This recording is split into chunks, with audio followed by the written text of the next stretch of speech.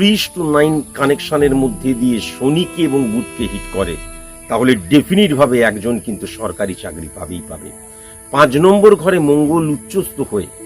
যদি উচ্চস্থ শুক্রের সাথে 6-9 কানেকশন এবং 6-1 কানেকশনের দ্বারা রবির সাথে সম্পর্ক ক্রিয়েট করে, তাহলে খেলার জগতেই হোক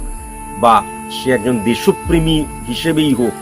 সে মহান হয়ে যায়, লেজেন্ড হয়ে যায়, এটাও কিন্তু লক্ষ্য করা যায়। কিন্তু আরেকটা কথাও মাথায় রাখা প্রয়োজন, যে যদি কোনোভাবে 7 নাম্বার ঘরে মঙ্গল উচ্চস্থ হয়ে রয়েছে বা মঙ্গল নর্মালি উচ্চস্থ হয়ে রয়েছে, কিন্তু 7 নাম্বার ঘরে কেতু উচ্চস্থ হয়ে 1:7 কানেকশনের মধ্যে দিয়ে রবিকে হিট করে, সেক্ষেত্রে যদি প্লুটো উচ্চস্থ হয়ে যায়, তাহলে কোনো মতেই কিন্তু সে যতই দারুণ খেলোয়াড় বা সে একদম দারুণ ফিট, যে কোনো মুহূর্তে সোলজারের চাকরি পেতে পারে বা যে কোনো কিছু দেখা যায় পায় না, সে কিন্তু বিজনেস করে, খেলার